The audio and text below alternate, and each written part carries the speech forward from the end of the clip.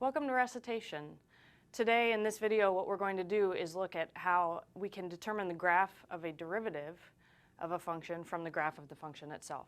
So I've given a function here.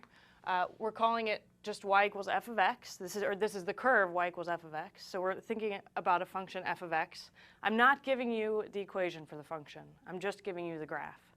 And what I'd like you to do, what I'd like us to do in this time, is to figure out what the curve y equals f prime of x will look like. So that's our objective.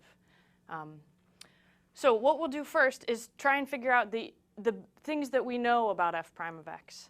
So what I want to remind you is that when you think about a function's derivative, remember its derivative's output is measuring the slope of the tangent line at each point. So that's what we're interested in finding, is understanding the slope of the tangent line of this curve at each x value. So it's always easiest when you're thinking about a derivative to find the places where the slope of the tangent line is 0, because those are the only places where you can hope to change the sign on the derivative. So what we'd like to do is first identify on this curve where the tangent line has slope equal to 0. And I think there are two places we can find it fairly easily. That would be at whatever this x value is. That slope there is 0. It's going to be a horizontal tangent line. And then whatever this x value is, the slope there is also 0, horizontal tangent line. But there's one third place where the slope of the tangent line is 0, and that's kind of hidden right in here. And actually, I've drawn it. Maybe you think there are a few more, but we're going to assume that this function is always continuing down through this region. So there are three places where the tangent line is horizontal. So I could even sort of draw them lightly through here. You have three horizontal tangent lines. So at those points, we know that the derivative's value is equal to 0. The output is equal to 0. And now what we can determine is between those regions, where are the values of the derivative positive and negative? So what I'm going to do is below here, I'm just going to make a line, and we're going to sort of keep track of what the signs of the derivative are. So let me just draw. This will be sort of our sign on f prime. Okay, so that's going to tell us what our signs are. So right below, we'll keep track. So here, I'll just come straight down. Here we know the sign of f prime is equal to 0, okay?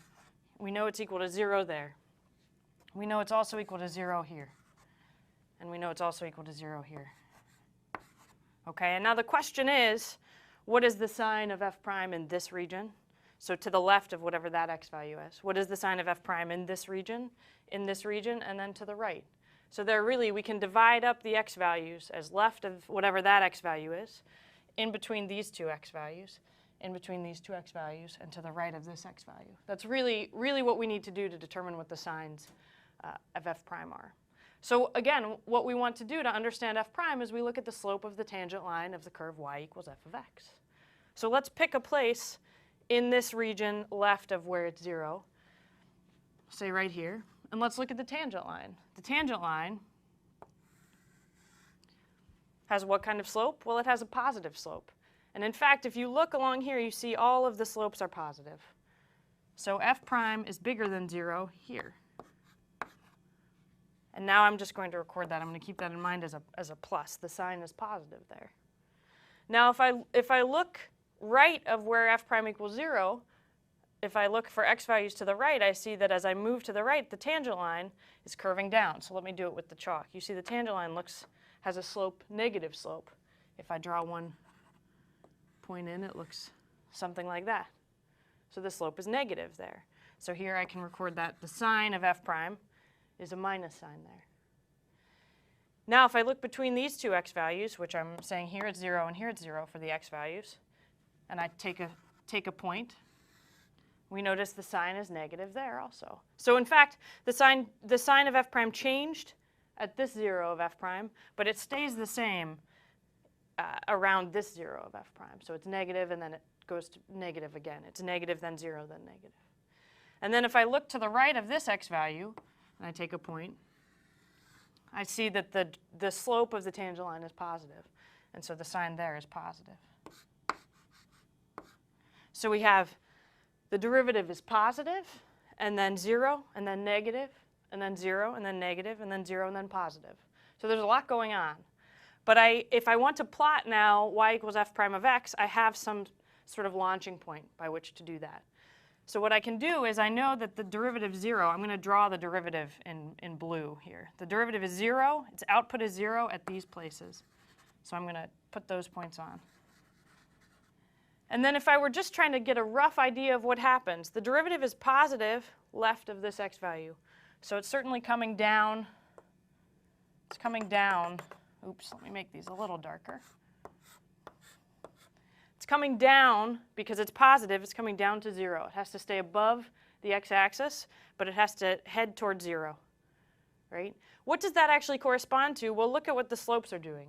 The slopes of these tangent lines, as I move in the x direction, the slope, let me just keep my hand, watch what my hand is doing. The slope is always positive, but it's becoming less and less vertical, right? It's headed towards horizontal. So the slope that was steeper over here is becoming less steep. The steepness is really the magnitude of the derivative. That's really measuring how far it is, the output is from 0. So as the derivative becomes less steep, the derivative's values have to be headed closer to 0. Now what happens when the derivative is equal to 0 here? Well, all of a sudden the slopes are becoming negative. So the outputs of the derivative are negative. It's going down. But then once it hits here again, notice what happens. The derivative is 0 again, and notice how I get there. The derivative's negative, and then it starts to, the slope of these tangent lines start to get shallower. Right? They were steep, and then somewhere they start to get shallower. So there's some place sort of in the x values between here and here where the derivative is as steep as it gets in this region and then gets less steep. The steepest point is that point where you have the biggest magnitude in that region for f prime. So that's where it's going to be furthest from 0. So if I'm guessing, it looks like right around here, the tangent line is as steep as it ever gets in that region between these two zeros, and then it gets less steep.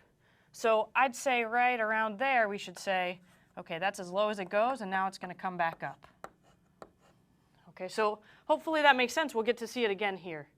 Between these two zeros, the same kind of thing happens. But notice, we have to be careful.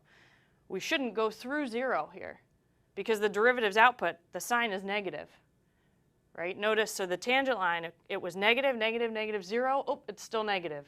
So the outputs are still negative, and they're going to be negative all the way to this 0.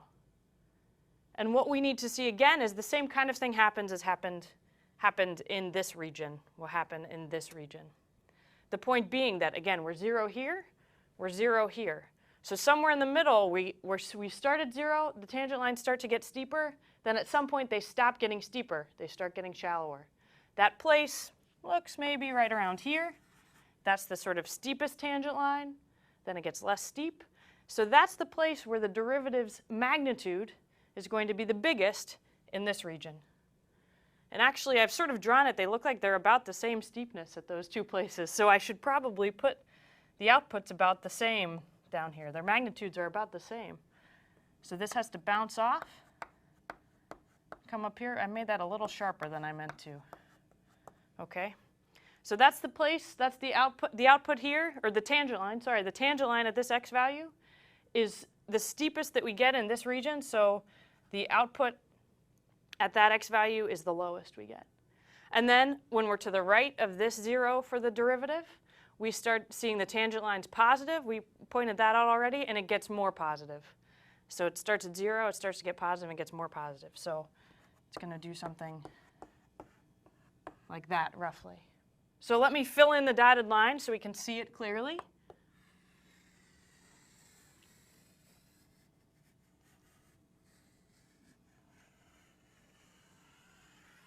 Now this is not exact, but this is a fairly good drawing, I think we can say, of f prime of x, y equals f prime of x. And now I'm going to ask you a question. I'm going to write it on the board, and then I'm going to give you a moment to think about it. So let me write the question. It's find a function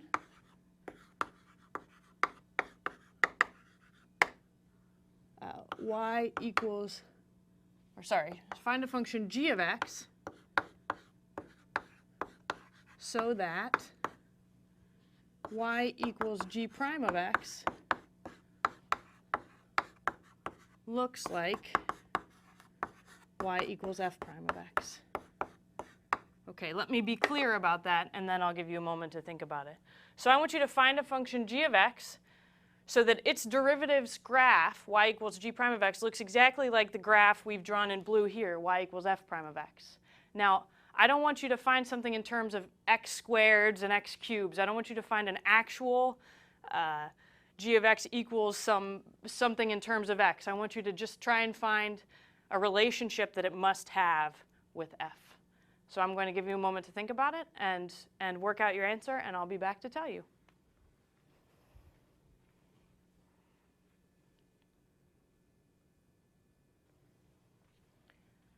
Okay, welcome back. So what we're looking for is a function g of x so that its derivative, when I graph it, y equals g prime of x, I get exactly the same curve as the blue one. Oh, the blue one. And the point is that if you thought about it for a little bit, what you really need is a function that looks exactly like this function y equals f of x at all the x values in terms of its slopes, but those slopes can happen shifted up or down anywhere. So the point is that if I take the function y equals f of x and I add a constant to it, which shifts the whole graph up or down, the tangent lines are unaffected by that shift. And so I get exactly the same picture when I take the derivative of that graph, when I look at the tangent line slopes of that graph. So you could draw another picture and check it for yourself if you didn't feel convinced. Shift this curve up, and then look at what the tangent lines do on that curve. But then you'll see its derivative outputs are exactly the same. So we'll stop there.